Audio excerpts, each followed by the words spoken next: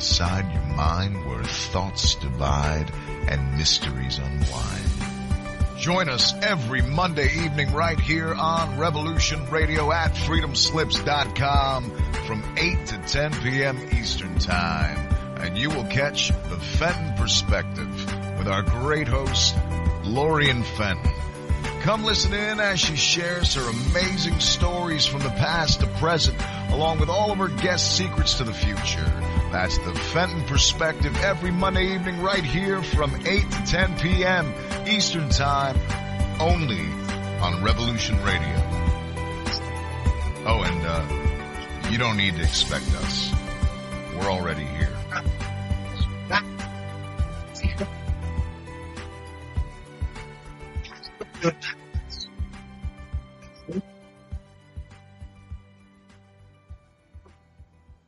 Extend your life with Extendovite. When your doctor tells you have bad cholesterol or blockages in the arteries, what do? When diet and exercise is not enough, we try medications and hope for the best. For the last 2 decades, I have been telling people about a natural method to help solve these problems and more. Extendovite can help maintain cardiovascular health and lower blood lipid levels in adults. The 7 herbs in Extendovite are known to work together synergistically to get the results we hope for. There are many testimonials on Extendovite's effect on circulatory-related ailments. Get Extendovite today to start your journey back to a healthier life. To order, call 1-877-928-8822 or visit heartdrop.com or see us on amazon.com. Extend your life with Extendovite. The opinions expressed on this radio station, its programs, and its website by the hosts, guests, and call-in listeners or chatters are solely the opinions of the original source who expressed them. They do not necessarily represent the opinions of Revolution Radio and freedomslips.com, its staff, or affiliates. You're listening to Revolution Radio, freedomslips.com, 100% listener-supported radio, and now we return you to your host.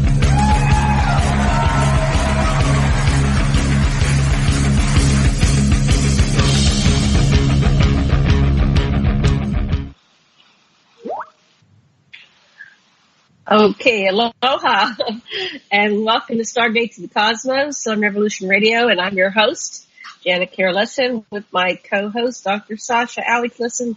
Our producer is Thomas Becker, and we have a special guest, Cameron Brauer, today. I'm getting some feedback. Why am I getting feedback? Okay, let me try adjusting something here. Okay, so today we're going to talk to Cameron. I'm probably going to have to hang up and call back in. You're getting feedback from Sasha. Sasha. Okay, let me close the door. Sasha, turn down your sound just and close the door. That'll help. We're way far away from each other. Hold on. Yeah, I'm going to close the door. That'll help. He wasn't. Sorry, technical difficulties. That's all. Okay, hold on. Let me get back to reading the bio. Here we go. So, what Cameron says is that his podcast is a documentation of his experiences that he's been trying to explain most of his life. And he is personally inviting us to share our own UFO, alien, and abduction experiences as we together support our primary objective of uncovering the truth. And since 1970, about 70, he had experiences that may sound familiar or even revive memories in some of you that you have kept secret or have ignored, or as an act of self-preservation have forgotten on purpose, and he's done all of the above. And so we're going to talk about his UFO story, alien story, and abduction story, but mostly the story of survival and coping with fear and memories, and it is true. And I have up on aquarianradio.com a web page for Cameron. Before we bring on Cameron, I want to do a sound check with Sasha. Dr. Lessin, are you there? Hello? Yes, I'm here. Someone's hammering on the roof right outside of your mic. My apologies. We have a leaky roof, and it's getting repaired today, but There's not much we can do. Listen, every time you hear that thump, listeners, when you hear those thumps, it will take you deeper into the process. And what I'd like you to do is to just realize that, as Garrett has said, nothing in the human condition is alien to any of us. So as Cameron relates his experiences, let that same or similar vibration go in your head and take you to something that may be awakened. I really like the way you put it, Cameron. That is groovy, because everybody's got something like that. Well, thanks for having me. I so appreciate being on. Show. Thanks for having me. I appreciate being on. And, yeah. Mm-hmm. It's nice to be here. So as long as you can hear me fine, I'm good. I can hear you. Oh, good. So yeah, you're and there's more to your bio, but you document your own experiences and other people as well. So you're doing the same thing that Sasha and I are doing. We have all these experiences coming on our show. Yeah, go ahead.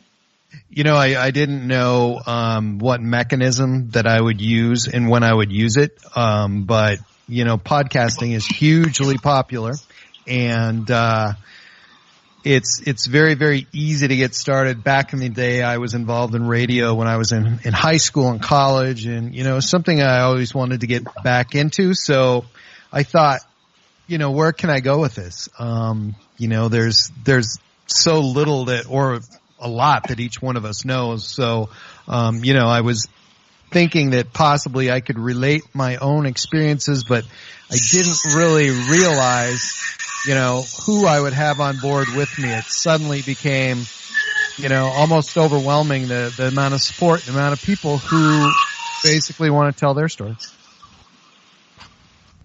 So how do people get a hold of you? I guess I missed that part. I do want to add that to the page. What is the name of your podcast? My podcast is called My Alien Life.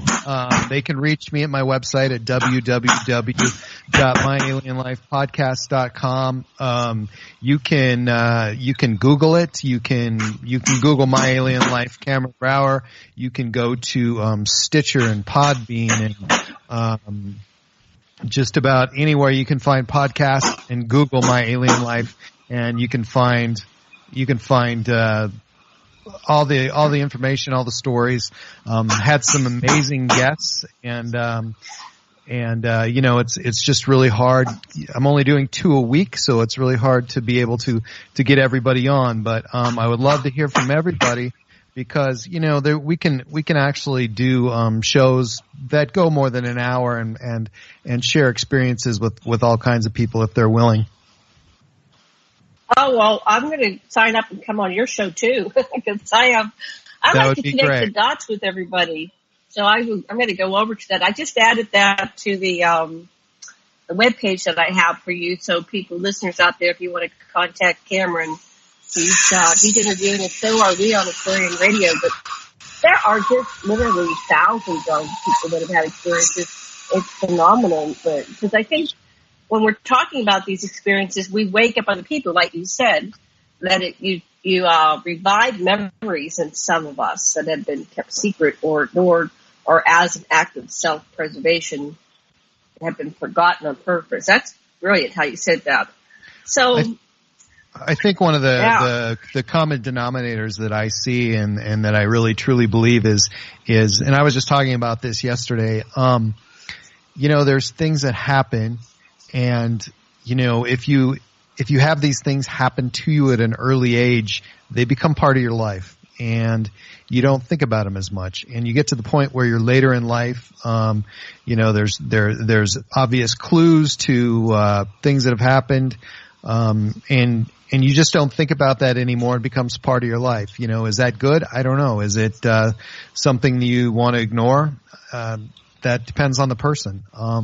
So with me, I chose to ignore it, but, you know, it was always there right underneath the surface. And, I guess that it came time to deal with it. Yeah, let's get back to the beginning. So, tell us your story. How did it start? A little bit about your background, where you were born, raised. Because that gives us information too. Where where was this happening, this contact, and what happened and what led up to it? Yeah, I was born near Canada, kind of central Montana area, and lived there most of my life. Been in Montana all my life. The place that I grew up was kind of a hotbed for activity, and you don't hear about that much. To the south of us, there was a really large Air Force base, and we would see a lot of Air Force aircraft, on a regular basis. But as a kid, even as young as maybe 7 or 8 years old, we used to sleep outside, my friends and I, and we used to look at the stars, and we used to see things that obviously we couldn't explain then, and definitely I can't explain now. So it was a really, really small community. You could drive for miles without seeing another person. And I also spent a lot of time on the highways, and I spent a lot of time walking out on the prairie on my own. And what did you see? Wait a minute. What did you see when you and the guys were out looking? What did you see? I think the first, when we're sleeping outside, you can now it's not unusual to see satellites. Back then it was, back in 1975-ish, it was sort of common to see satellites. You'd see maybe one or two a night, but you'd see something else. And I keep telling people, if you want to see a UFO, go to northern Montana by the Canadian border, spend a few nights looking at a clear sky, and you're going to see objects moving, tiny dots of light that move at hypersonic speeds, that stop, that go and they look like they actually go investigate other lights in the area. They change direction, do a 180, 90-degree turns, without even slowing down. And, we would see those quite frequently. Thank you. And they're still there. They're still, you could go to this suburb and camp out under the stars with your friends and still see them in that part of the world. Well, keep in mind that's not even a suburb, because you'd be hard pressed to find a city anywhere near there. But I think it's not uncommon. I think it's one of the things that people don't really take the time to do and look. It's cheap now to get a pair of infrared viewing goggles, and relatively cheap. And to be able to look at the sky and see even more. And there are things up there, and they're totally unexplained. I think everybody has an idea, but I'm going to say for now that I don't know. You don't know. So did you have any? Let's continue your story. I won't ask a lot of questions until we get some more basis of your story. So it started with, and I had a similar thing. I had stuff before, but I would start to introduce my friends to the subject by, going out and sleeping out, and then things would happen. But go ahead, continue your story. Yeah, absolutely. Where I grew up, we had very little television, so there really wasn't any exposure. So anything that we saw as kids was a unique thing, and it wasn't something that was influenced by something else that we'd seen in the media. So, we may have had 2 TV channels. We'd listen to radio. But one of the things that, also, being in such a rural area, even if you drove to school, which we had to, if you were involved in any extracurricular activities, you drove to school, drove home, and in the wintertime, whenever, it was usually dark. And, it wasn't unusual for any of us to be out driving at night, in the summertime, even later times, and see all kinds of things. But when I was a youngster and about 5 years old, I had my tonsils taken out, and I have 2 very, very vivid memories of this. One is getting driven to the hospital by my parents, and kind of going through the procedure, just like you'd think it would happen back in about 1970. And then another one where I'm running and it's foggy and don't know where I'm going, scared to death, and then something reaches out and basically lifts me off the ground a couple feet and is able to guide me through this fog as I'm floating off the ground. And that was something that, or someone or something that I was able to experience many times, even through adulthood. So something, did you ever unravel that one? Did it have any temperature or smell or anything like that? It was kind of temperature neutral. I have, smell is a very, very powerful memory, and and it's hard. I've come up, I have different smells triggers that memory. The smell of wet feet will trigger that memory. Smelly wet feet. Hot rainy day will trigger that memory. So somewhere in this very humid place that had a lot of fog, there might have been some funk involved there. So I don't know. It's one of those things that I didn't think about for a long, long time, and I probably didn't think about that and relate that to what it could have been until I was maybe 16 and had another really vivid experience. And when I was about 16 years old, I had gone to bed, and the family was home, and I have a younger brother who's 5 years younger than me, and I was sleeping, and we had in the downstairs of the house that I grew up in, we would always raise tomatoes in the next room. So there was always light coming through the door, and my bedroom wasn't really dark like a basement room, but there was a lot of illumination coming out. So it was about half lit, and it was hard to go to sleep. And so I'd stay up late, and I used to watch a lot of TV and on the 2 channels that we had. So I was sleeping and had no idea, this was even something that could even happen, something that I'd never even heard of, never heard of an experience like this, but I felt a thump on my forehead and thinking, it was a good thump. It was a slap, felt like the most of the fingertips on my forehead, and thinking it was my brother. I looked over to my right to see if he was there, and I turned my head, and the room was still kind of half lit, and I could tell that it was probably not morning, probably not night. And so the next thing I noticed that all the pillows of my bed were piled underneath my back. So my back was arched.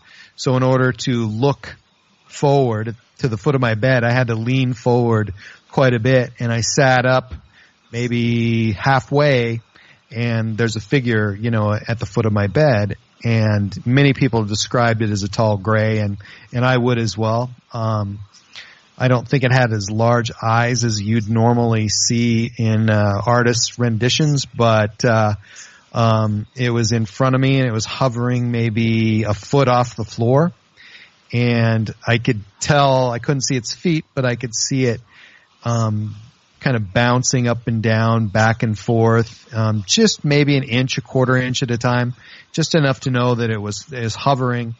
And the terror was unbelievable.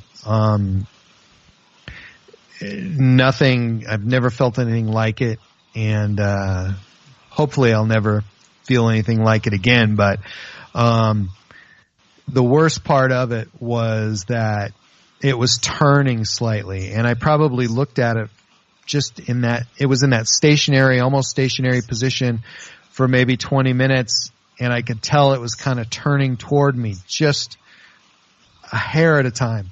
And I absolutely knew if it turned toward me and I got to look at it, face to face, I was absolutely going to go out of my mind. And I had looked back before I had sat up, and I saw the clock was 3:33. And in the morning. You hear that a lot, 3:33. Yeah, the even numbers, yeah. And so I knew it was 3:33 in the morning, and I looked at this thing for so long that it had to have been an hour and a half, maybe longer, and I heard the birds start chirping. So I knew that morning was coming, so it had to be 5 o'clock, 5:15, 5:30, and so I've been looking at it for an hour and a half-ish, depending on what time these birds started. And, it was still turning slightly and slowly. And this went on a long time till I was so sweaty and I was so exhausted. And when I finally did get a look at its face, and I was done. I passed out. I woke up about 9 a.m., totally exhausted. My whole body was just, wringing wet still, pain in my shoulders and feet and everywhere that, and I was clenching my fists and it was traumatic. So that was the one thing that stuck with me until now. And that was the one thing that kept me up at night because it caused a lot of anxiety. What was it like? What did it look like? What was the face? What color was it? It was kind of a grayish green, like your typical gray, but it was kind of dark with the shadowing of the room, and the eyes weren't big like that like you see on the internet and other people's accounts. They were probably a little bit bigger than a human's eye, except there were no eyelids, so that made them look a little bit larger. And its mouth was in a frown. I've seen that before. But you got to keep in mind that I had never seen anything like this. I've never seen a movie at that point in my life. I'd never seen anything else to even compare this to. So this mouth was drawn down in this frown. And, I mean, to me, if I was to guess the emotion, if this thing had emotions, it was scared to death. And it was looking at me, and I was looking at it, and it was scared to death. I don't think, it really was scared to death, but it had this look of terror on its face. There was no motion of arms or hands. I couldn't really see the hands because I was more fixated on the head. And I've heard people say that they're fixated on the eyes, and the eyes have this control. But you got to realize that when you're looking at something like this, it's not so much the eyes are taking control over you. It's the fact that you're looking for some kind of sign or some kind of signal about what's going to happen. I mean, this is kind of a Mexican standoff. Whoever moves loses. And that was the feeling there. Wow.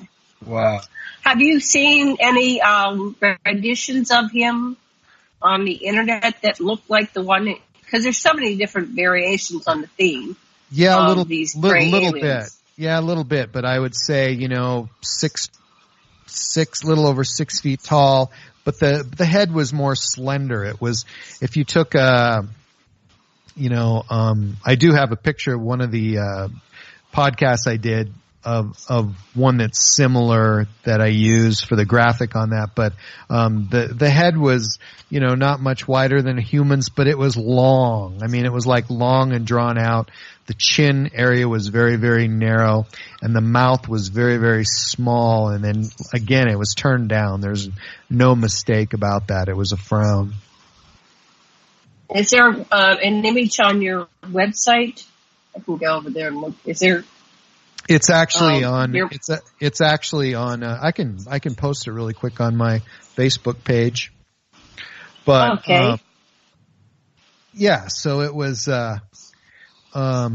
Again, it had a really, really narrow face. Not a big bulbous head or big bulbous eyes, but the eyes were almost the same size as a human's, just without the eyelids. Yeah, I'm kind of tracking that, like which ones did you see and what they look like. I've seen the ones that are kind of traditional, with the big, large eyes, and then I've seen the really tall ones. I've seen one that was a mantis. It looked like a hybrid between a mantis and a tall gray. So I've seen wide variety of species, but the ones that were interacting with me, I guess that were assigned to different subspecies of the grays. So very interesting. Right. So, just lids. What about brows? For both of you, did the grays that you saw have brows? We have parasite brows above our eye orbits. Oh, you're talking about brows above the eyes. Yeah, you said he have, but did he have brows? There was a brow ridge for sure, and so the eyes were a bit sunken in. I just on my Facebook page, which is Cameron L. Brauer, just put a graphic up there, which is similar, but you got to shrink those eyes down. I haven't seen a graphic that matches what I've seen, so which I'm not surprising. But I got to say that even though this was not unusual, it's not so different than anybody else's account. I believe I've seen this same one at least 3 times, so which is a little unusual. Yeah. Yeah, that's a good one. I've seen that one. I'm going to put that on. I refer to it as this guy, but it's yeah, this guy is in my room looking at me, but this guy, I've seen the same one, probably 3 times, and I'm just wondering why, the same one. Is this thing assigned to me? With you? Not at all. Yeah. Well, I shouldn't say that. Yes, but not in a way that you're used to hearing.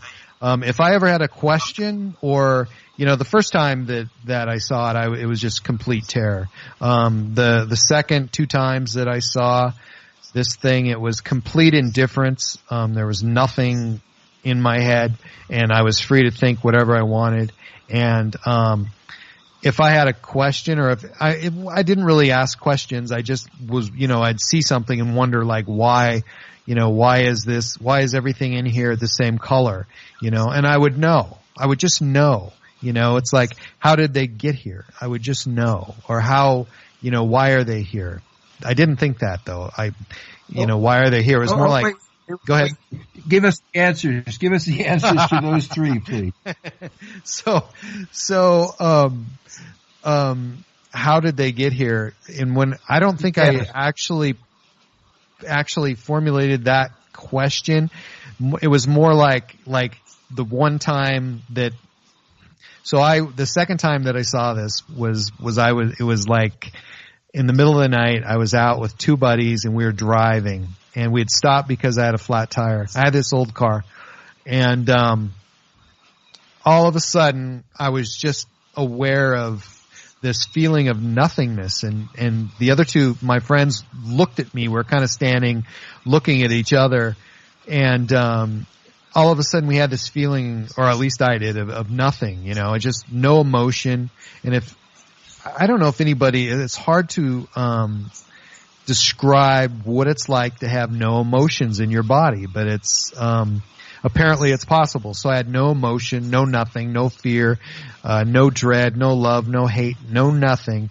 And I'm looking at my 2 friends, and they're looking at me, and I feel and I remember exactly what we're doing, exactly how this all went down, but they don't remember anything. And I have, an extremely good memory of all these things that have happened to me, and I just feel there's something different about me that allows me to remember this. But they were looking at me, and I could just tell there was nothing going on in their heads. I was free thinking. I could think about whatever I wanted, but I felt like they had the inability to even think. So after about maybe, I don't know, half a minute of this, there was this whoosh, and it was something like something came over us, like all of a sudden we were inside of something else, but this something else came from a distance, and I could sense it coming right in front of me, off to my left a little bit, and it was just like it came at a very high rate of speed, and we were enclosed inside of it instantly. And there was this, I guess you'd call it a room.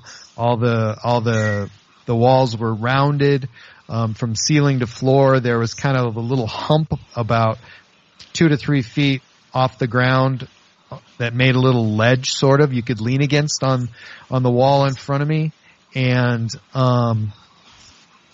my friends were leaning against this ledge. I was standing there looking at them, and this creature that I'd seen before, when I was like 15, 16 years old, was standing to my left, or to my right rather. And I'm looking at these guys and my friends who are just standing there facing me, and, I had no idea what was going on. So that's when, I was thinking, not what was going on, but, are we dead? Are we gonna, are we gonna die? And as soon as I had thoughts like that, it was known to me that we weren't, and we were going to be safe.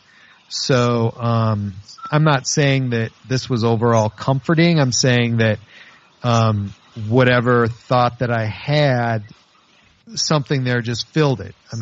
This empty void of thought was instantly filled, and it's not like I requested it, because I didn't. I wasn't trying to communicate with anything, but I had thoughts because I was basically standing there and I couldn't move, and I could breathe and I had no emotion, and I'd wondered like how did they get here?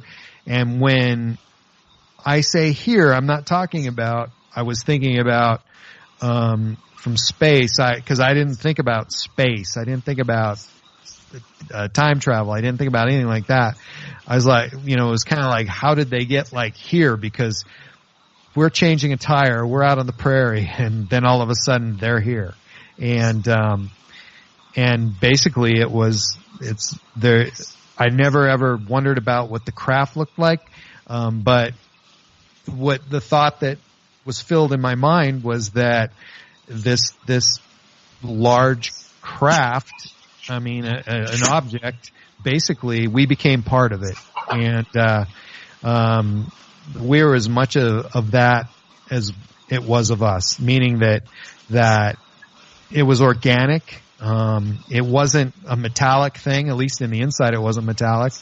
But to me, I had the feeling that it was some sort of self-replicating, self-healing craft, meaning that if it was damaged, it could heal itself. It could fix itself. It could, it could replicate itself.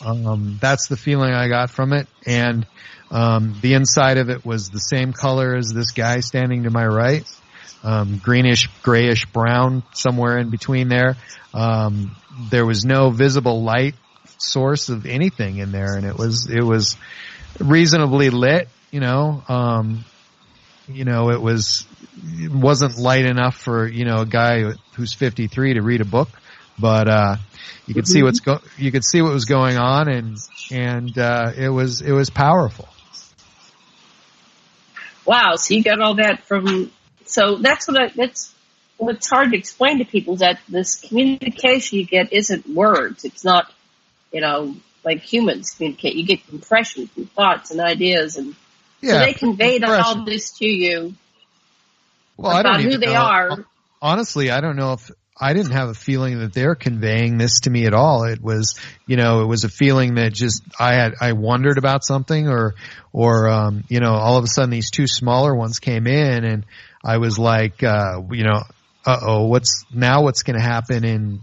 And it was just basically not that I got the impression that they were it was almost like, well, we're going to interact.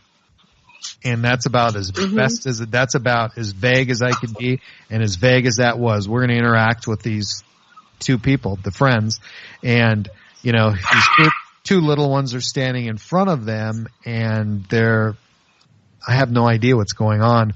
And when I wondered, what's going on, it was instantaneous. I knew that they were showing my friends objects and seeing what my friends' reactions would be. I don't even know what all the objects were, like a basketball, a football, things that, and they didn't have a basketball or football, but they were standing there, and I know my friends could see whether it was a basketball, a football, a toothbrush, whatever, my friends could see that. And, I couldn't see it because of these guys were in the way, but, and I don't know what kind of reaction that they were expecting. To me, well, when I did wonder, I got the impression that, we're being observed with these everyday, ordinary things that we have, that we call our possessions. And these things have no clue to what that's even about. For example, they're not gonna, work a 7-day week and then take the weekend off and have a barbecue, I mean, these guys, wherever they came from, and it's probably been a long ways, they have a one-track mind, and it's all about survival, and it's all about, propagating that species, and it's all about, basically, becoming an infinite being, I mean, that's really all they do. I mean, that's all they do. And I got that impression very strongly that they don't do anything else. I mean, there's no fun. There's no, I don't even know if they have like, you're talking about Bob Lazar, who talks about the sport model UFO. I don't know if they have anything like that, but it's not like they would take it out for a joyride. It's just not a thing. It's not even something that they would consider. So when they see us, with these everyday things that we don't even think twice about, it's just a huge mystery, because this is a species that has never even evolved, no parallels whatsoever. Maybe overall body shape, which that kind of confuses me. I'm a strong believer that we're unique as far as our body shape. So that would have been a question I would have had later in life. Why do you look like you do? Wow. Sasha, your turn. You there, honey? Yeah, I had to unmute my mic. No comments. I'm just, other than I'm just fascinated, and I'm, as you tell your experience, I'm imagining myself in that same situation, and when I was that age, there's a warrior part of me that just would so resist other people abducting me and trying to push me around. I would feel like fighting. Exactly, and I've said that before. I think that's the reason why that I get the reaction that I do. It's because that was so strong. And I don't know how people can be, I don't even know what mechanism turns somebody to stone like that and makes them, their emotions go away and any movement. But for myself, I was able to stand there. I could feel my body. I could feel, things, but not like I usually do. And there wasn't any emotion there. But yeah, I was, even to this day, I'm like, don't mess with me because it's not going to go well. So that instinct, was strong the first time, and, not so much the second time, just because, again, I was basically fairly numb, but, to me, I've told other people that I was different, and I don't know why I'm different. I don't know why I don't react the way that other people do or have their reaction. And the other thing is, I don't know why this other, this being showed up more than once, and it's the same one. It's almost like, that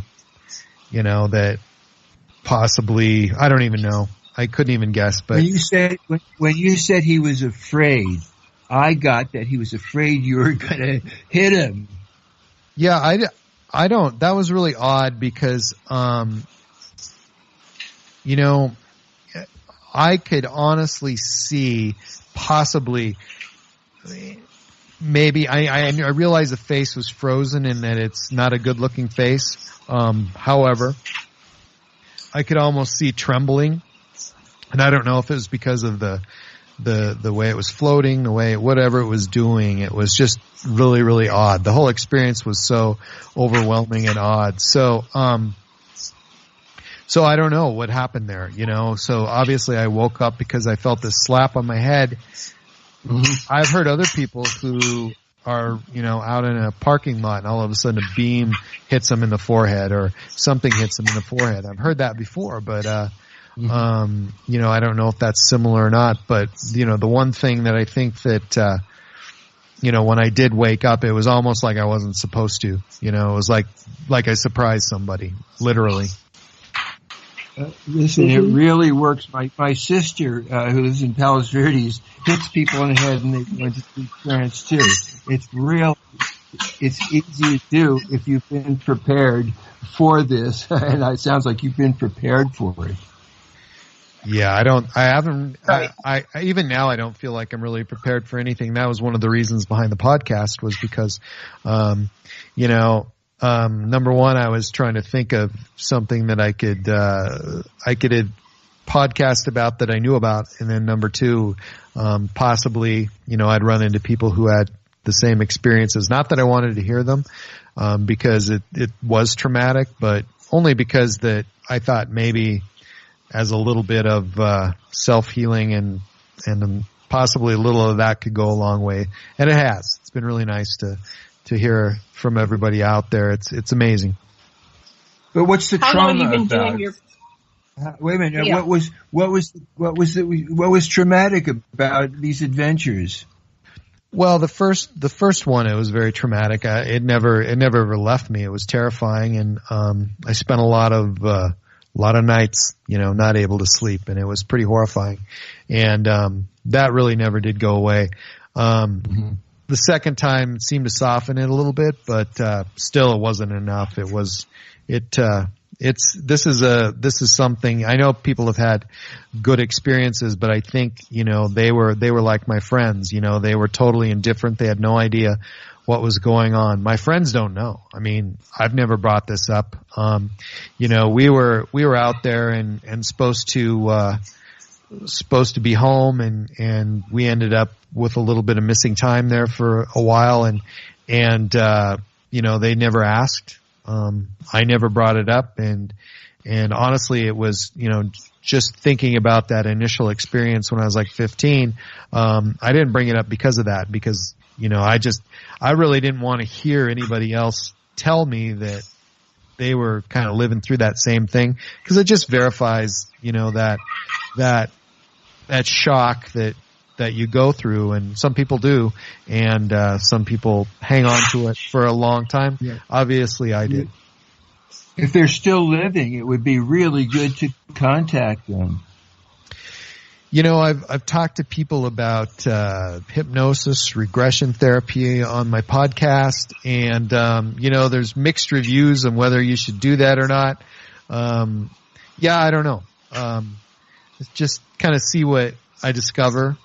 See what else I can come up with, and what's amazing to me is that there's some things about the story that I kind of am holding back, and the reason why is because I want to hear if other people have these nuances or just little quirks in their story. And I did have a couple people instant message me on Facebook and say, "Hey, did this happen, or did you see this?" And I was like, "Wow, that's really amazing." And make a record of what you're holding back, so that you'll know this is really interesting. Yes, so keep some stuff back like that, and see if it's later corroborated. Keep a record of what you noticed. Yeah, when you actually hear somebody who brings something like that up and brings something to your attention like that, it's just shocking. I mean, it's amazing. Mm-hmm. Wow. So how many people have you interviewed? Do you have any idea? We have about 33 podcasts, I think, now, and I think 2/3 of them, I think I initially started with just me and kind of telling some of my adventures there, and it's over 20, and they all been great. and it's taking off faster than I can control it. So I just kind of hang back and watch it from time to time. And, unfortunately it's like if you want to grow and do this, and, it doesn't matter if it's for a hobby, and when it gets bigger, you have to make some changes. And, sitting right beside me is a box that came via Amazon today, just more equipment and more money you dump into it, but it's worth it. It's a lot of fun, and it's better than other hobbies, even though it's expensive. Hey, yeah, man. The more you give, the more you get. We've been doing this for years. That's true. But yeah, you get a lot back from it, and and I definitely want to do. I'm very, very interested in things like Area 51, the Nevada test site, places like that, and in a way, in a strictly non-phenomenon way, how do those places like that function? And there's a lot of people out there who have a lot of information on it, and so in addition to the UFO and other related phenomenon, general science and physics and astronomy, which is kind of really, really is something that I'm interested in as well. So, do you have any recollections of going on board any craft or to other planets? Well, recollections. The second experience that I recall in vivid detail, the one where I was with my two friends, that we were in a craft of some kind, and how it works and what it was and the size of it. I mean, the feeling of it being that it was substantial and solid, it felt huge. But then, in my mind, later, knowing that, we were standing next to my car, and when we were back standing there later, the car was still up on the jack, and everything was as it was supposed to be. So there wasn't a huge disruption. So the mechanics and the physics of how that could possibly happen, it's mind-boggling, but it just shows that there's so little that we know. I can say though that there's a lot more to that story, but another time I was walking out on the prairie and with a couple of friends, and we were like 6 or 7 miles from home, and which was not unusual because it was a lot of sunlight in the summer and we could be out there as long as we wanted. But one of my friends decided to go further than the other two of us wanted to go. So what we did, we turned around and went back, and we started to walk back, and we may have gotten a mile. I don't quite remember. And all of a sudden we heard this hum, and it was just this overwhelming hum that came from nowhere. I mean, it was nowhere, but it was everywhere. I mean, you couldn't pinpoint it. You couldn't look in a direction. You could feel it in the ground, but you could also feel the very air around you vibrate, which is a sensation I'd never felt before. And,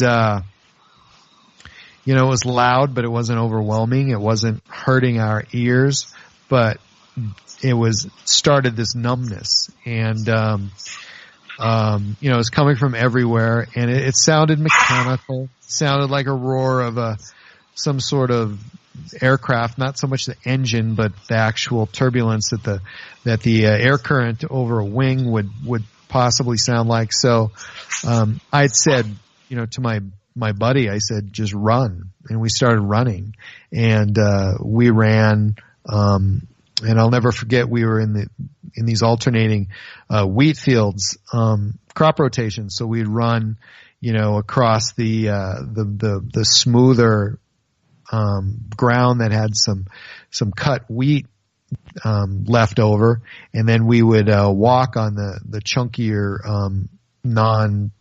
the strip that didn't have any plants on it, and we would alternate and run and walk and run and walk. And we did that for until we made it all the way home. That hum was with us almost the whole way, and I've heard it a couple of times, and that one was pretty amazing. It was both of us do remember that. I don't feel like we really lost any time or anything there. I felt like we outran them, if that's possible. Yeah, well, usually they got you, but you're blocked. You think you got away. I don't want to plant any suggestions, but so I wanted to look at your reluctance to do any hypnotherapy on it, because I'm the opposite. When I met Dr. Lessin, he does hypnosis, and I've learned how to do it as well. And so we've worked with dozens and dozens, if not hundreds, of people. We help facilitate their process. But I'm not trying to convince you. I just want to know a little bit more about your reluctance and the different controversies over why do it or why not do it. Yeah, what's your thoughts on that? Well, I had on my show a lady who is a hypnotherapist, and I think that what she did was absolutely amazing. And one of the things that I thought was fascinating was that she was getting information from people, and that further enhanced their experience when she could share those experiences that she had heard about with other people. So, that was a positive. And Lori McDonald is the abduction hypnotherapist, and who I talked to and did a show with. And I just think I know Lori. Yeah, she's awesome. And I think that I don't want to remember. I don't want to remember in detail. I'm happy with being sort of, without a better term, comfortably numb. I kind of reached a place now where I can talk about this and talk about other people with other people, and I like that. And it's a comfortable place. And I think the big thing is that I don't really feel the need to know more, because there's more. There's a couple of things that I've never told, and I'll do a podcast on that. But I really don't need to know anymore, and about me. And even though I'm curious about other people out there and what makes them tick, and I think you can only listen to so much and be able to comfortably come away with that feeling that you're content, your life is good. And I think some people have much higher threshold than I do. I think that some people are able to tolerate, a lot of things, and not just this, but a lot of things in life. And it comes down to the personal preference and what a person feels like they can tolerate. And I kind of met that. I think, once I get a little older and possibly retire and have a little more time on my hands and can think about things and don't have the daily grind to worry about, yeah, that'll probably be a good time for it. Yeah. Well, sometimes it can be destabilizing, and it does tend to rock your world and reshape your perspective of reality. And so it could take a while to integrate. So it's wise to not do this level of work when you have to get up the next day and go to work, that type of thing. Absolutely. It's hard to mix the two. Yeah. It is, because you're walking in two worlds. Now, we're coming up on the top of the first hour. We're going to be taking about a 5-minute break. Sasha, Dr. Lessin, where would you like to see this discussion go? I'd just like to cap a little bit of it. I support you in going at your own pace. That's very critical. We are each ecologies, and we have different needs, and we need to be a witness of our context and do what we can to meet the needs of our artistic inner self, our playful self, our business self, our et cetera. And to see where you're at and what you can do at this particular time. And we always say you don't go in until you're ready, and when you're ready, you'll go in. And just accept yourself the way you are now, and you will inevitably change. But if you try to change, you're going to freeze in how you are now. I think that's great advice. And we're getting feedback. So when we return after the break, we'll go into what do you want to go into, Cameron? Any things that you want to cover? Make sure we get in the next hour. Yeah, we could talk about people that I've talked to and on the podcast, or we can, I have some other podcasts that I've done about myself and experiences. We could do that as well. I have let me think. This was one of the more popular podcasts I've had, and I think it's only popular because it has the word kegger in it. It's called The Culture of Aliens, in my first kegger. And I don't know, it was kind of interesting thing that happened that I didn't think much about it at the time, but now that I know more, it's significant. Okay, we will be covering that after the break. So I invite everybody to come back. Go ahead. Are we still on the air? I haven't heard the music, but it should be coming any second now. Go ahead and talk. Oh, okay. Well, anyway, I just, when I said, what did this creature smell like, I wondered if it was like Bigfoot, because we interviewed people, they get this odor with Bigfoot. Okay, well, we'll talk about that when we come back. Enjoy your break. We'll be back in 5.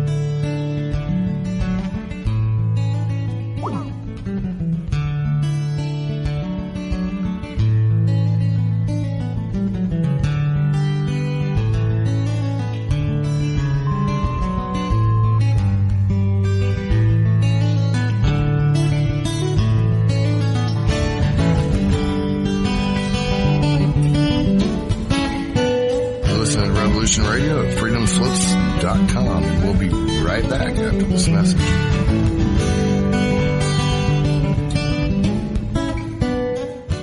Wadiya will remain a dictatorship. Or be quiet. Why are you guys so anti-dictators? Imagine if America was a dictatorship. You could let 1% of the people have all the nation's wealth. You could help your rich friends get richer by cutting their taxes and bailing them out when they gamble and lose. You could ignore the needs of the poor for healthcare and education. Your media would appear free, but would secretly be controlled by one person and his family. You could wiretap phones. You could torture foreign prisoners. You could have rigged elections. You could lie about why you go to war. You could fill your prisons with one particular racial group, and no one would complain. You could use the media to scare the people into supporting policies that are against their interests. Tune in Monday through Friday, 4 p.m. Eastern Time, for Liberation Nation with Deacon John, where America comes to hear the truth. I know this is hard for you Americans to imagine, but please try.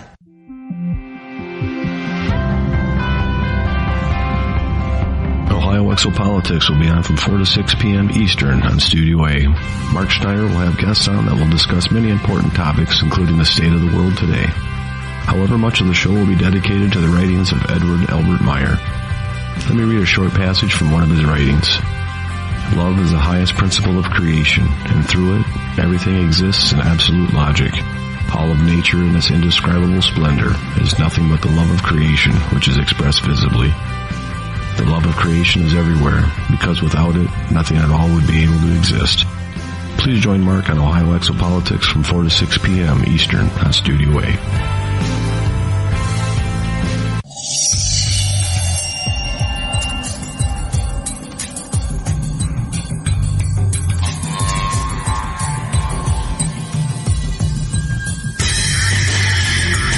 It is no secret that the so-called mainstream media is best described as controlled propaganda. Countless news stories are either totally ignored or spun with half-truths, and because of this, essential facts and vital information are often compromised. Join Dr. Ott every Friday night on Studio B at 10 p.m. Eastern and learn why The Story Behind the Story was nominated for a Peabody Award in its second year of producing unparalleled broadcasting excellence in 1997. That is, if you really care about learning the truth.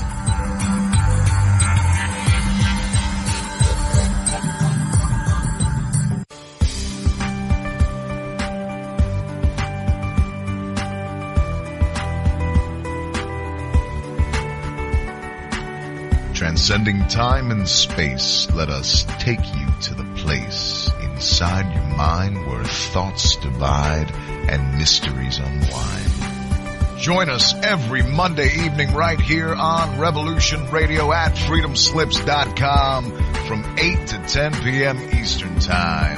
And you will catch the Fenton Perspective with our great host, Lorian Fenton. Come listen in as she shares her amazing stories from the past to present, along with all of her guest secrets to the future. That's the Fenton Perspective every Monday evening right here from 8 to 10 p.m. Eastern Time, only on Revolution Radio. Oh, and you don't need to expect us. We're already here.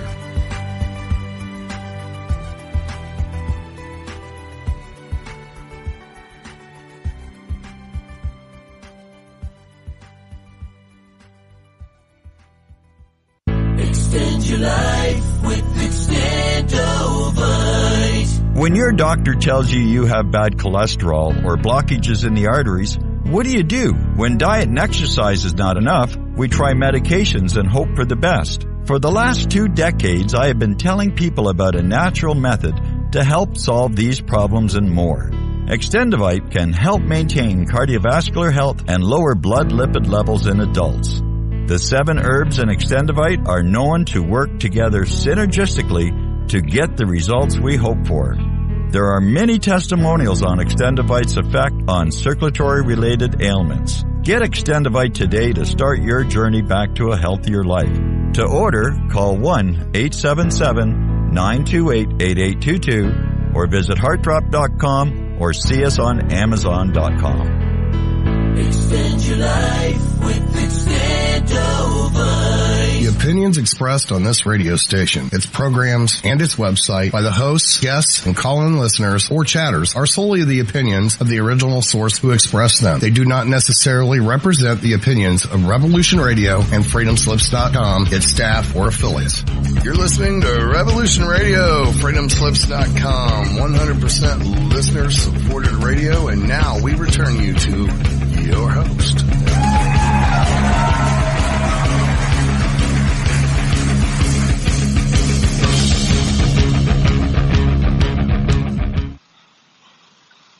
Aloha and welcome back to Stargate to the Cosmos, and I'm your host, Janet Lessin, with my co-host, Dr. Sasha Lessin, producer, Thomas Becker, and our guest is Cameron Brauer, and we're talking about extraterrestrial contact, his podcast, and you too may be an ET contactee.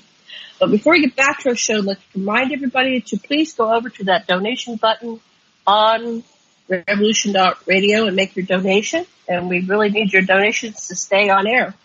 And I'm getting a lot of feedback. Matt Painter, Thomas Becker, are you there? Yes, ma'am.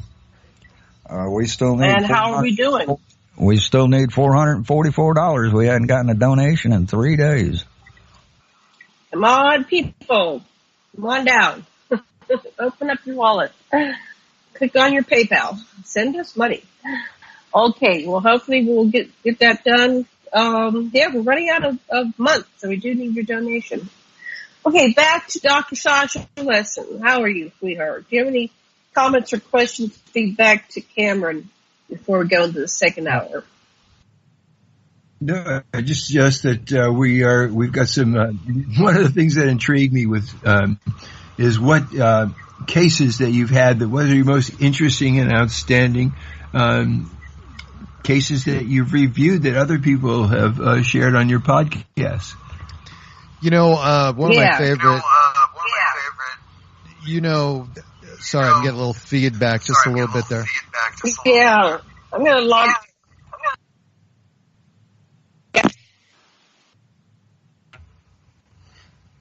Anybody still there? I'm here. I couldn't hear anything until just now. You were out, now you came back. Yeah, I'm back. I had to log out because it gets funky. Sometimes it's mine. Okay, are you there, Cameron? I'm here. Sounds good. Okay, try again. So I think one of I come from an anthropology background, studied archaeology, and briefly was an archaeologist before I decided I needed to pay my bills from college. So that wasn't working very well. So one of the people that I've had on my show, his name is Dr. Michael P. Masters, and he wrote a book. It's called Identified Flying Objects, and it's basically about it's a look at and examines the premise that that extraterrestrials may be us from a distant future instead of beings from another planet, and he looks at that through the eyes of an anthropologist. He takes kind of a multidisciplinary approach to figuring out some of these and answering some of these questions that we have, and for example, it's been reported so many times that these beings speak English. They're bipeds. They have large brains. They're hairless. They're human-like. Again, they communicate with us in our own language. So, they possess a technology that's way beyond our own, but could have possibly been built by us. I mean, we share a lot of things in common. So I think that's one of the more fascinating people. And then, of course, you could look at what I'd called the kind of a UFO classic, and that was last week I had Calvin Parker, and he was on the show, and Mr. Parker, of course, if anybody that has ever heard of a UFO probably knows the name Calvin Parker, but him and his friend Charlie Hicks were fishing in '73 in Pascagoula, and they were abducted, and that was kind of a pivotal point in the history of ufology, because that was one of the first really documented abductions, and kind of started a wave of further abductions. So those are a couple of my favorites. We had that I really Calvin like. He's a great guy. I love talking to him. I could listen to him talk all day. I just told him, I said, you know what? This is about you. It's not about me. You just go for it, and I'm just going to listen. And I did. It was therapy. It was it's really relaxing to listen to his voice. It was great. Yeah, he's got a very down-home, folksy kind of voice, and that was a good time. He can spin a tale. He can spin a good tale. He knows how to tell a story. Yeah. So I was going to say something. I just forgot what I was going to say.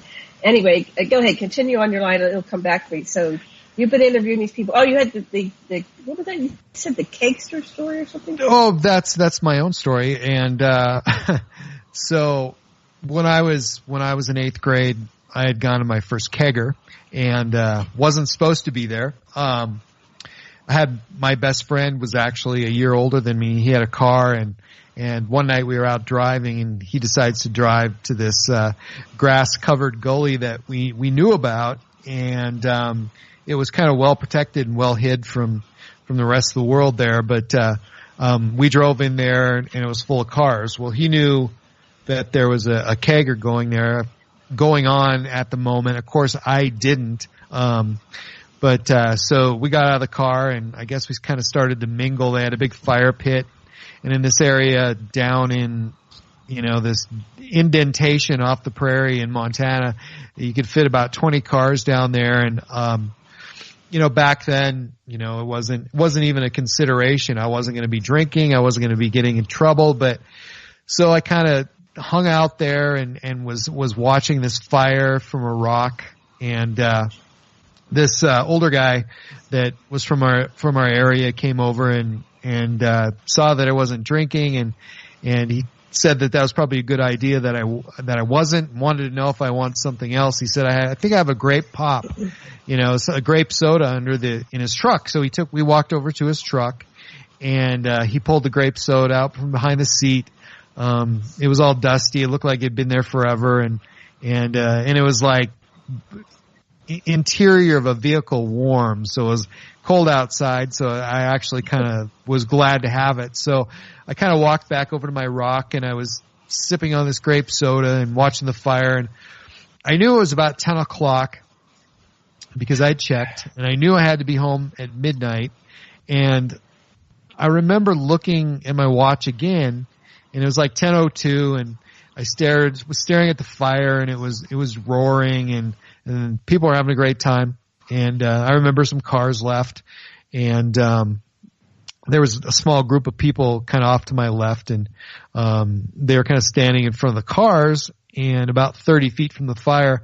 And I remember a moment where I took a sip of soda and it was just so odd that all the sound and the noise of the fire and the people disappeared.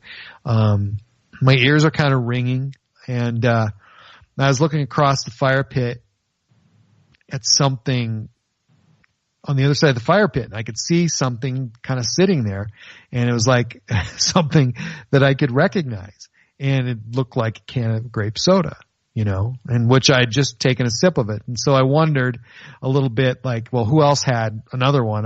This grape soda was probably 2 years old. I can't even imagine another one being there, but it was just something else that I realized that it just hit me all of a sudden that I wasn't able to process, but the fire that was there that I was looking through, I could see the grape soda because there was no fire and there was, nothing in the fire pit, just some smoke and some logs that were kind of charred and then off to my left, I could see headlights to the left of me and there was just enough light in those headlights and there was 4 people standing there and, quite a few, about half of what was there before. And I just kept looking at this grape soda and it was kind of sitting, there was a gopher mound there and it was kind of sitting a little bit higher than the grass, which was really short. And then there was no ringing in my ears and it just kind of went away and I was aware of this slight breeze that drifted through the gully and it made the grass move a little bit. And, at that same time, then the people started to move and, nobody was talking. There was a little bit of breeze and you could just barely hear it. And the headlights of the car were yellowish and I was like, I knew that the battery was going dead. I mean, I just had that feeling and I was just kind of stunned and I just stood there and it was much colder. I had a sweatshirt and I buttoned it up a little bit and then I walked over and I looked at the can of grape soda and it was disbelief at that point because I didn't have a grape soda in my hand anymore. And, so I'm buttoning up my coat and I had a jean jacket and a sweatshirt, a hoodie underneath it and I was getting warmer and so I reached down and I picked up the can of grape soda and it was warm and it felt exactly like it did in weight and temperature like before, which was just moments before. And so I was, racing through my mind, how did it get from my hand, 30 feet away or whatever it was and was sitting upright. And so I tasted it and that was it. The same grape soda. And then the next thought kind of made me wonder why everything was so quiet. And I thought I better look at my watch because, and at that point I was kind of scared. I didn't want to look at my watch. It was colder. It seemed later, but I didn't know how it could be possibly later. And, a couple of the people that were left they were getting inside their car. So I looked at my watch and it was 3:45 a.m. And I was like, oh my God, how could this happen? And I thought, I had fallen asleep. My buddy Scotty, I yelled at him and he yelled it back at me and he's like, we got to get out of here. It's almost 4:00 in the morning. And he said to me, why didn't you wake me up? And, so that's 5 hours and 45 minutes gone. And, incidentally, the incident that I was telling you about, where it was me and my two buddies inside the craft and, where they were showing my friends objects, that was probably within a half a mile of that area. And I've always known that that's a real hot area. And, if you looked at an aerial photo of where I grew up, all of these areas, including the house I grew up in, they're all probably within 2 to 3 miles of each other, just very close proximity. So, yeah. Incredible.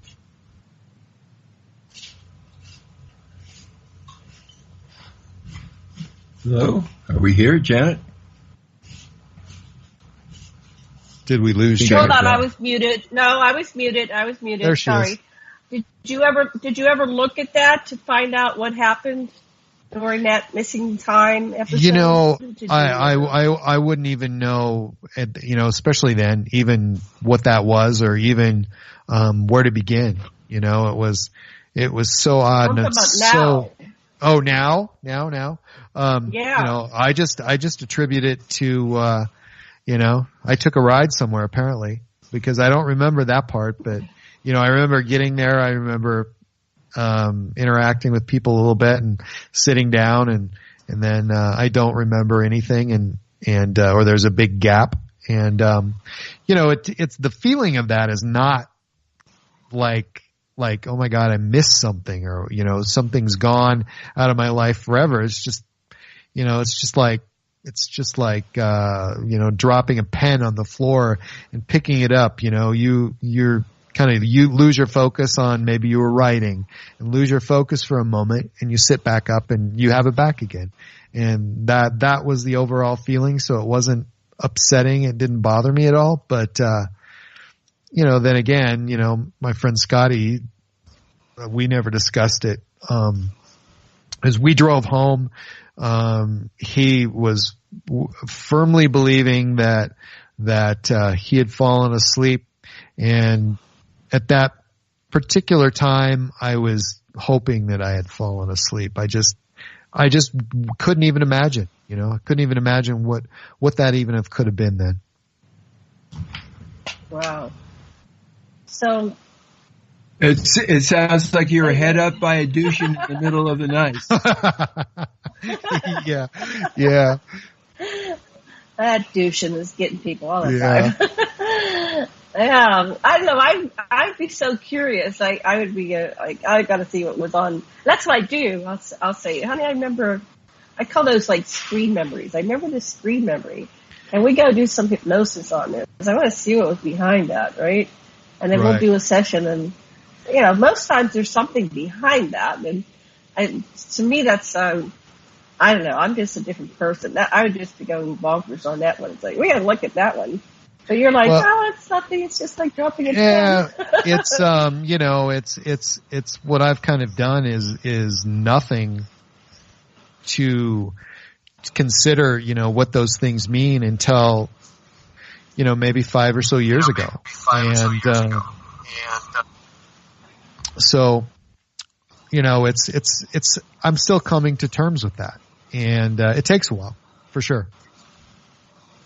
Yeah. So I wanted to go a little bit. I don't want to invade your privacy, but so your emotions were kind of neutral around it. You really didn't have any strong emotions around. You were saying. Well, I think sometimes we look at the emotional bridge. Yeah, I think it's because, like I was explaining earlier, that when you grow up with it, you're indoctrinated. And, if I hate to use that word because it's like a buzzword now, and indoctrination, but, it's true, and you get used to things and you get used to living things a certain way. And sometimes you understand them, sometimes you do not. And you're able to cope better and sometimes build some walls because some of those feelings aren't the best. And some of those feelings are things that you want to forget. And so when you had one experience where you're torn out of bed literally in the middle of the night and almost forced to look at something that's scaring you, there's little that compares to that. So you kind of take these little things like a missing hour and a half or a missing 5.5 hours, and you kind of go with the flow a little bit, and try not to question it. You came out of it alive. You're okay, and I think it just feels better, especially when you're a kid, to try to focus on all these wonderful things you get to do as a kid, as opposed to what's happening in the background that's just unknowable, at that time with technology, even now. But then, we weren't hearing a lot of stories like that. What about your family? Do you have any stories or indications of contact in previous generations or your children? Yeah. And this is funny only because it's my brother, and it's not funny, but it is. And when he was little, again, he's like 5 years younger than I am. He had a hard time sleeping, and he was even through like 6 or 7 years old, and he cried a lot. And one of the things he said, and I don't know when this was, but he said it a couple of times, and I know somewhere between the age of like 7 and maybe 12, he told me, he goes, "These little gray guys come and get me sometimes, take me outside, and then I'm locked outside the house, and I got to figure out a way to get back in the house." And I think when he told me that, it was one of those things that it was kind of shocking, but again, it wasn't something that I wanted him to deal with or him to know about. So, the couple of times he did tell me about that, he said they were gray, they had big black eyes. A lot of times he said they would just leave him down in the front porch area of our house, and he'd have to go back upstairs and go to bed, and, I was very protective of him, and, if anybody would have bothered my little brother, they would have had to answer to me, and this was way beyond my control. So nothing that I could possibly do about it. So it was a scary thing. And, it was a scary thing for my family, and I didn't really want to face that either. So, growing up, it was a lot. It was a huge amount of stuff that, dumped on a kid. Were you ever left outside? No, I don't think I ever was, which that's what kind of made me wonder if we were dealing with the same thing, He was saying there were little guys, and, I'd seen a couple of little ones, but, mostly it was this tall, ugly, skinny, gray thing, and, which I didn't mention this, also seemed really old to me for some reason. I don't know, it's in my mind and what I came up with, and when I was looking at this thing and thinking that it's old, I kind of got the feeling, or this thought was satisfied by the fact that, he wasn't old, or it wasn't old. It was just, just the way it looked, and age was really not a factor in the life cycle of this creature, which seems odd, but then again, we're so ethnocentric, and we're so deeply immersed in what it is to be human that we have a hard time thinking outside the box. It really clouds what we don't know. Right. And so you don't have any. So do you have any idea why me? That's a good question. Why me and why not? Yeah. And so I think one of the things that I came up with was because of the proximity of where I lived, and being that I was out there all the time by myself a lot. I'd be out there in 500,000 open prairie acres by myself wandering around, and that was an easy target. Why they would need to see me more than once is something that I always have a question in my mind of, why repeats. There's so many people out there too who had repeat visits and repeat this and that I don't know why that is, but I think the proximity of where I lived, I think it was a hot spot. I still think it is. And like I said, you can look up in the sky and you can see them up there in a dark night. And what I believe is that they're not a terrestrial being. They're travelers. They're a being that lives in space, which we have a hard time understanding. But I believe that they're in space. They can travel just about anywhere. But their space is where they're in. That's their environment. That's their native environment. I believe that they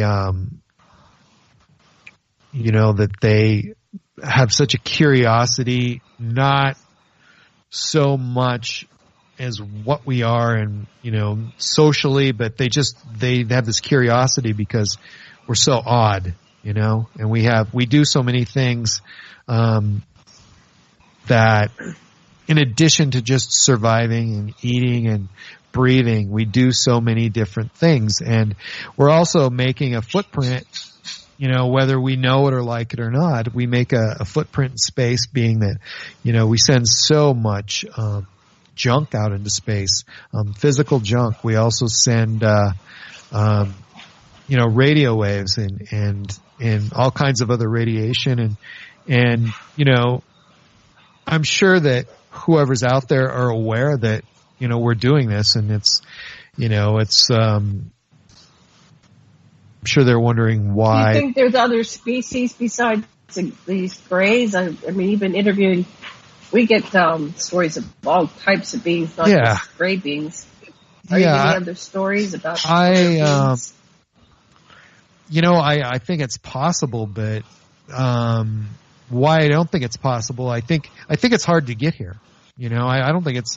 I don't think that anybody other than us. We're here, and we got here somehow.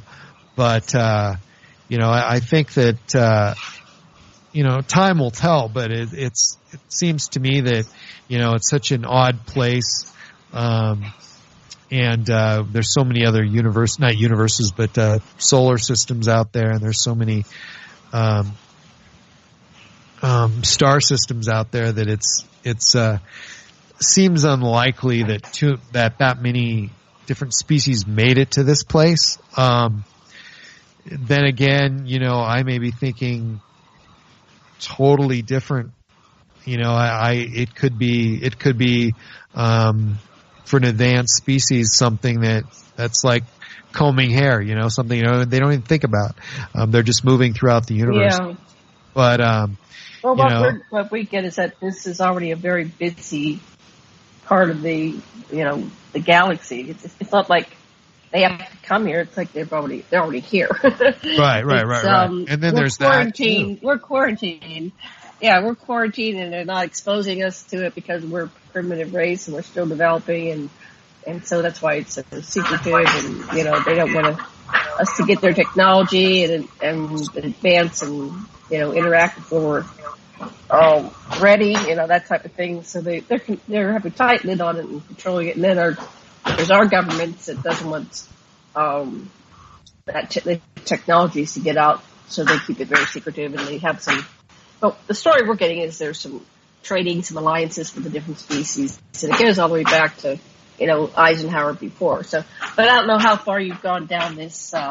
Well, and I think about it a lot. I think one of the things too to consider is the fact that, I think again, in terms of what we're like and, how could two way advanced species, get along, and perhaps it's absolutely so much easier when you are advanced, but to me it seems hard.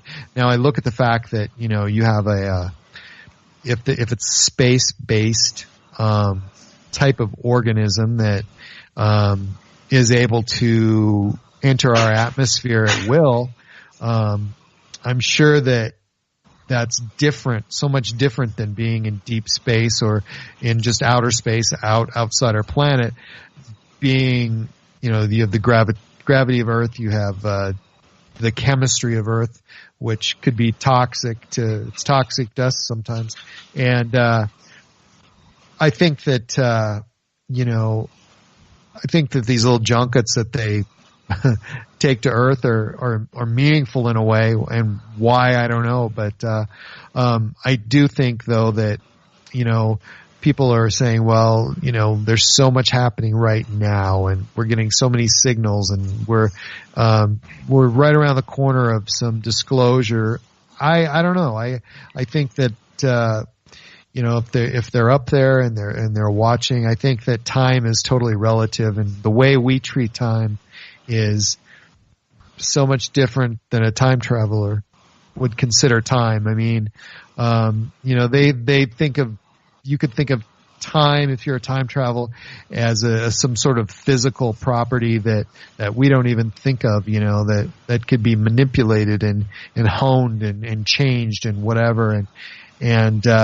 So, maybe they can hang out up there or wherever they are for 500,000 years and just check it all out.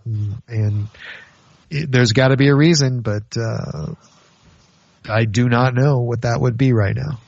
Yeah.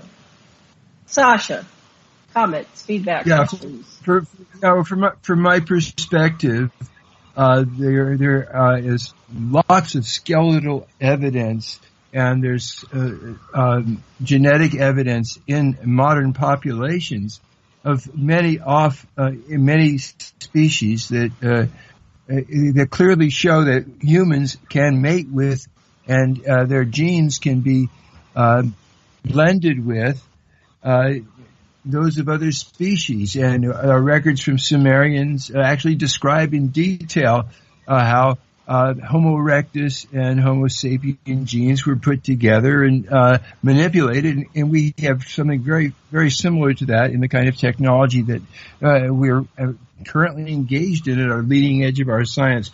So I do indeed think that there's lots of and the ancient records really talk about lots and lots of different species, 12 as a matter of fact, that had different zones in which they took the prototype of the humanoids and got to develop in their own areas. And one of the areas one of the groups that contributed to us were reptoids, who gave us our brain stem, the genetics for the brain stem. Anyway, that's an alternative kind of way of looking at this. The statues, the skeletons, the shapes of the heads. Some are pear-shaped, some are long-headed, some have twice the cranial capacity that we have at Pumapuca on the gate to Tiahuanaco and the runway to off Nazca. There's a gate which shows different visitors. It shows Greys. It shows Anunnaki, Sumerian-looking guys. It shows the different kind of people that have visited. And we also have the same studies from the Italian city, where these aliens would pop in, and some were different sizes, some were really big, and some were really little. And actually a whole bunch of Italians and journalists interacted with these people in a cooperative way. last night I was talking to Erica Lukes, and we did a podcast together, and one of the things that I brought up was the fact that, from my anthropological background, one of the things that I was really interested in was the Hopi and the Anasazi. Now, I know for a fact that, they embraced physiology that was much different, albinism, things like that. They were like really, really into I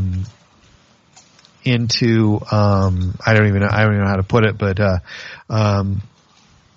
they were into basically people back then with big differences and different physiological characteristics, and they were impressed by that, and they felt that it was a gift from the gods, and they're, I don't think we study them enough with the phenomenon, because I know that like Erica, she's from Utah, and I remember back when I was studying anthropology in the university back in the 80s, early 80s, there were stories of the Anasazi and Hopi, and that sort of paralleled the Anunnaki, and I just don't think there's a lot of research into that in the United States, and I don't know why. There are definitely a lot of artifacts that were Mesopotamian and later things. There's Viking stuff. There's things from China and Japan all over the United States. Dig under any mound in the southeast of the United States, and way before the so-called mound builders, the Indians, got there were Anunnaki there. And they've got their same drawings, and then even later the Magdalenes came. This is it goes on and on. This place and there's giant skeletons all over the United States and on Catalina Island, and the Indians have drawings of their fights with these giants, and it goes on and on. There's so much information. The Smithsonian hid the giant. They were there, and the same thing all in Ireland and England.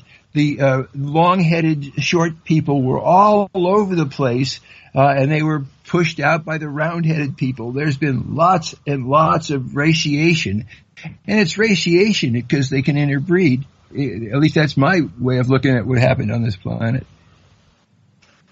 Yeah, Sasha's an anthropologist. I don't know if you know that, Cameron. He's an anthropologist from UCLA, so that's part of his research.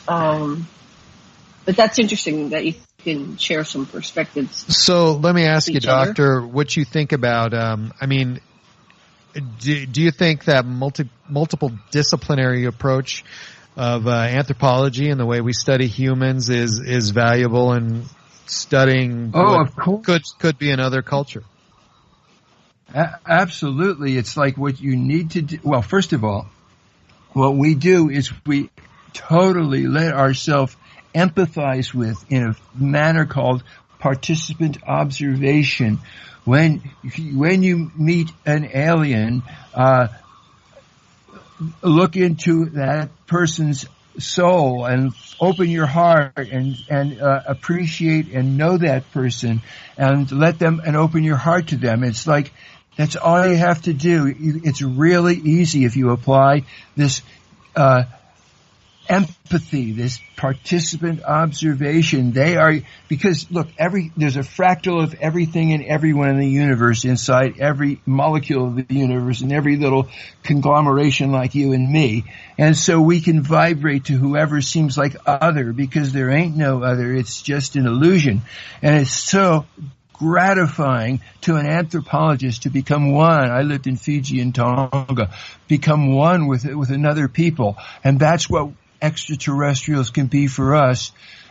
So I say open your heart chakra, and you don't have to think you're inferior in any way. We are special. We are wonderful. We are dramatic, and we have a lot of passion, and we're interesting, and they're lucky to get to know us, and that's it goes two ways.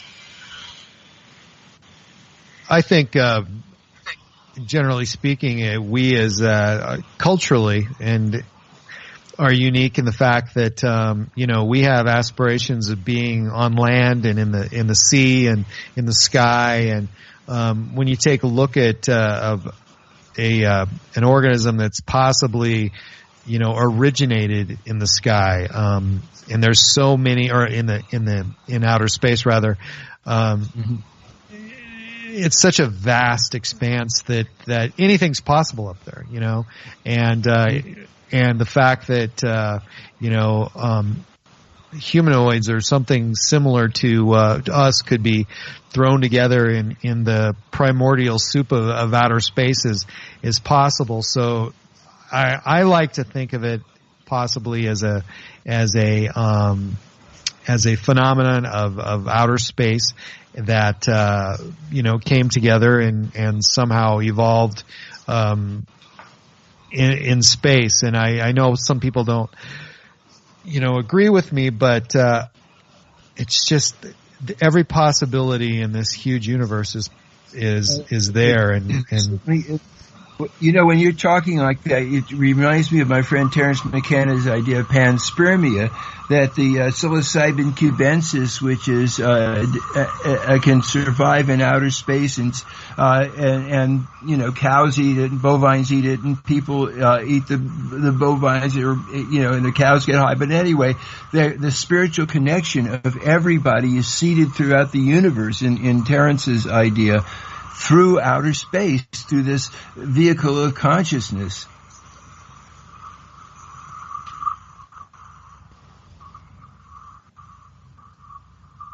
Anybody there? I knocked him down with that. Shut him up. I was pondering that. Where are you? I was leaning on that. It was holding me up for a while. Yeah. Well, we don't know what's going on, but we can contemplate it. That's the best we can do. And, I'm stuck on the future. Like, are they the future being? It's not. This is one of many things. We're dealing with, I don't know, thousands of different species. The universe is endless. So to limit it, we could have an aspect of our future selves coming back here to try to correct, this destruction course that we're on, so we don't, destroy all these species. All these things are possible. I'm just really curious what you've encountered with all the people you've interviewed, because that's a lot of people. You've had, over 30 shows, and so you have all these people you're talking to. It's a fledgling project, and it's moving along. I was thinking just now of Lori McDonald, and she was telling me that all the interviewing that she does, she actually is creating some sort of a record of different types of species that she encounters, and her and I don't remember who she's doing this with, but they're putting together a possible key or some sort of dichotomy of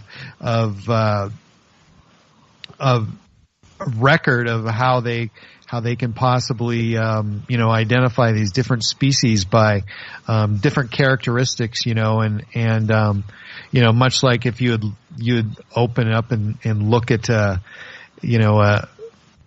some sort of written record that we have on plant species, and trying to come up with physiological characteristics that they can put together and find similar characteristics, with us and all of these species. So, and they've come up with a lot of species, and I know people who say they're telling me there's 60 species, and like you just said, there could be thousands. Yeah, there absolutely could be, because, the universe is vast. Right. In fact, it would be surprising if in the entire universe there's only 60 species, right? That would be shocking. The universe is so vast that we will never traverse it in our lifetime. So, well, I know Lori. I'll have to contact her and see if she'll come back on the show. I'd love to talk to her about her project. That sounds fascinating, to catalog it all. And I think that's part of what we're supposed to do here. All of us that are, getting excited about this subject, is to perhaps put the dots together and assemble the puzzle and figure out what's going on. But there's a great mystery here. It's better than any kind of mystery book, right? And I was talking to Erica Lukes and Bill Poulin or William Poulin, and we were talking about what resources are out there for people who are doing individual research projects or just spend their life doing research. What resources are there out there for those people to pool that information so they can share that? It just seems like people have this. Some people have this notion that they have this this breakthrough, or they find out this information and it's so guarded that they don't want to give it up. And I think it's important, globally that we share that information, because I know in other countries there's some amazing things happening, and how do we share it? What do we do? Right. And I think it's more important to share and connect the dots than anything else, because we're so short-lived. It takes many generations to figure this out. The likelihood of any one of us accomplishing it alone in one generation is unlikely. So we need to assemble all these dots. Well, that was my vision: is gathering us all together in some conferences, but more like a symposium. Let's all share what we've learned, and like Lori, let's gather this information. What kind of species are we encountering? So that's been my fantasy, and I hope that comes to fruition. But where do you see this going to? You've been at this. When did you start this? Well, I started the podcast back in January, and this is something that I've looked at for a very, very long time. And it's just I didn't know. I knew there was going to be a way someday for me to get the word out and to find out, how this relates, how I relate to other people's experiences. But unfortunately, I think that was the very selfish reason for me starting in the first place. But after 5 or 6 episodes, I was kind of over that, and I was ready to just kind of listen and was more in it for the listeners and people who wanted to participate. And I would love to have people participate. I mean, one of the things again that I find the most valuable and one of the things most rewarding is for people to actually write to me, and I hear from people every day, and some are good, some are great, some aren't so good, but you get a lot of spamming, a lot of advertising from people. Oh, yeah. but it's funny, and this is really part of life that it's not mainstream, but then again it's out there and it's open, and anybody who's interested in it can participate. And I hate to say this, and I don't mean to step on anybody's toes or to make anybody mad, but I feel that anybody that has an experience is an expert, and I don't consider myself an expert in everything, and I don't consider myself, I consider myself an expert in my own experiences, but if people do have experiences, then they need to treat that as if they are the expert in their own experiences and share it and get it out there. And I think if it's available and people have access to that, it's a huge database that we're wasting because we're not getting the word out. And there's people. I was looking on the MUFON website, and I find it interesting that you look on, my favorite part of the website is the map, and it shows sightings, and it tells a little bit about the sightings. Mm-hmm. It'll show photographs, videos, or whatever else they have, but you see all kinds of sightings on that MUFON website. And like if you want to look at sightings that were reported yesterday, well, there's a lot of sightings that were reported yesterday, but they were, that person may have had a sighting in 1996, and they're, reporting it at May 25, 2019. So, a lot of things can change, your whole vision of what actually happened can change. And, I know that I for certain don't remember things like I used to remember, but, I'm definitely doing something to, get it on record. So it's there for forever. Right. Yeah. So, yeah, just because they're reporting it now doesn't mean it didn't happen years ago. But they're deciding. So there's something happening that people are deciding to come out now and share their experiences. They feel safe. What are you going to say, Sasha? Yeah, I really like what you're saying about each person's way of relating. My friend Ray was upstairs, and his old dog, was downstairs, and they were going to take him to be put to sleep. And the wife went down to see the next day. Wife went down and she said, "Ray, come down here." And there in that room, Ray saw these pink balls of luminescent something, and he felt filled with love. And the wife said, "Oh my gosh, it's angels and Mary." And the dog, who was dying, jumped up like a puppy and wagged its tail and lived for many years afterwards. And so people in these same respect everybody's way of symboling their own experience. And that's what anthropologists do. We go live among other groups of people, and we become one of them, so we feel everything like they do too, as much as we can. And that's it. They're all valid. We're all grabbing the elephant of truth from different positions. And for some people, truth is like a snake, and for other people it's like a tree, because it's an elephant.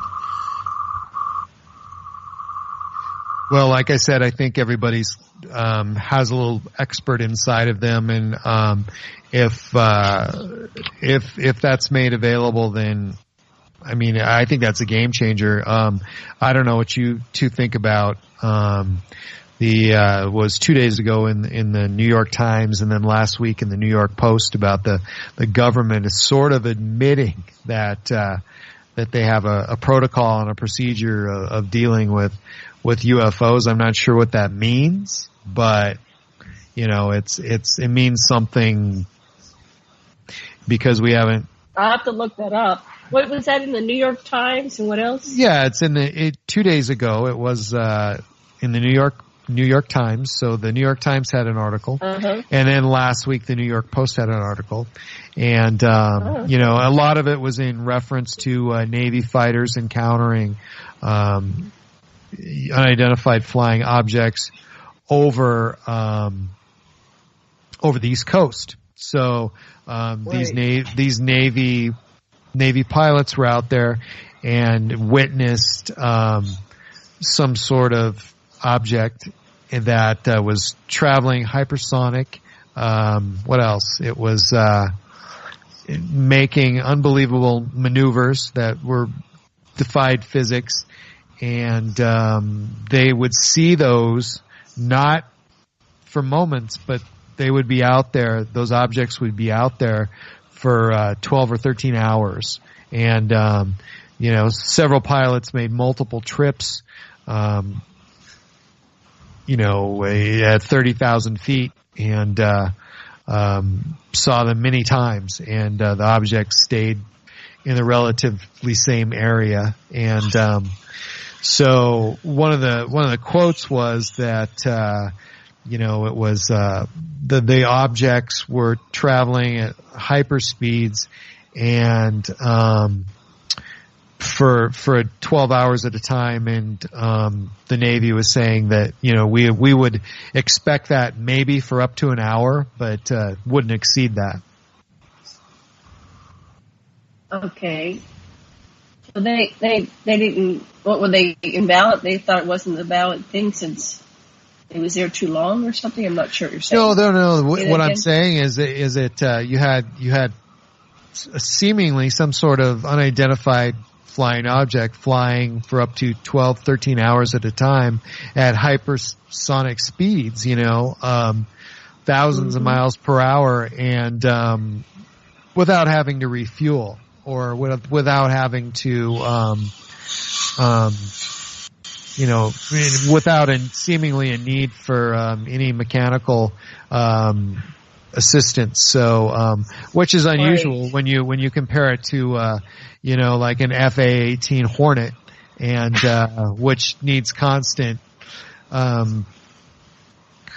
mechanical work and maintenance work and refueling. So, when the Navy was seeing these objects, of course they had no explanation whatsoever other than just being flabbergasted. Right. They can't think outside the box.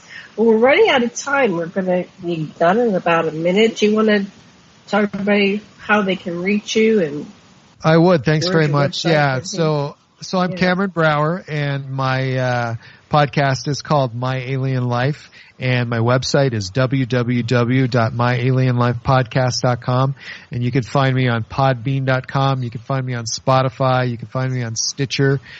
Find me on iTunes. If you go to my Facebook page, I'm giving away a UFO detector. Follow the instructions, and you could win a UFO detector. That's pretty sweet. Yeah, it sounds exciting. How do you detect UFOs? Yeah, it's they're available on Amazon.com if you want to buy one, but I don't sell them. But I'm giving one away.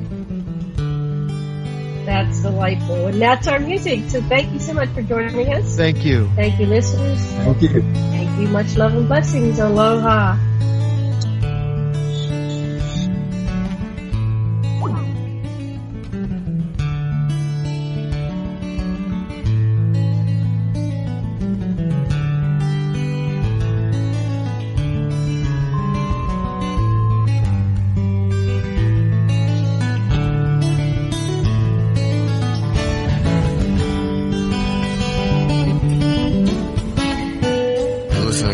Radio at freedomslips.com. We'll be right back after this message.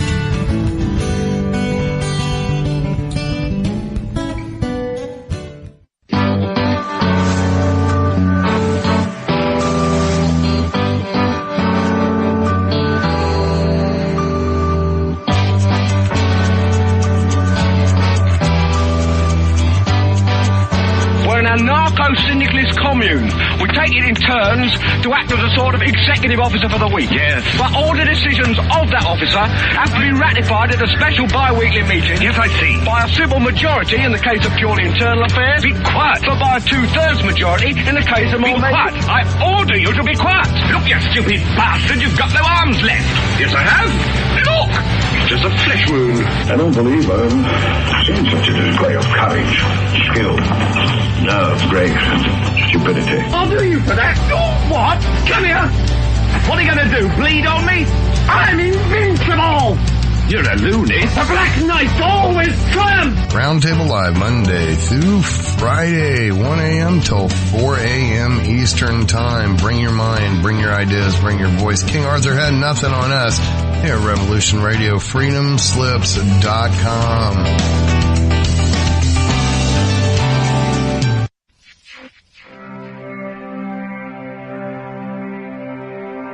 Most guys freeze. That's your cerebral cortex looking for an answer it doesn't have. See? Even your brain knows you're screwed. The body's filling with adrenaline right now, whether you know it or not. Your heart's beating fast. It's getting a little harder to breathe. The neurobiological system is telling it to run, but your knees are too weak to move. Fear is not real. The only place that fear can exist is in our thoughts of the future. It is a product of our imagination, causing us to fear things that do not at present and may not ever exist. That is near insanity. Do not misunderstand me. Danger is very real, but fear is a choice. We are all telling ourselves a story. You're listening to Revolution Radio at freedomslips.com. 100% listener-supported radio. Reporting to danger. Unafraid. Right here, where information never sleeps. Revolution Radio.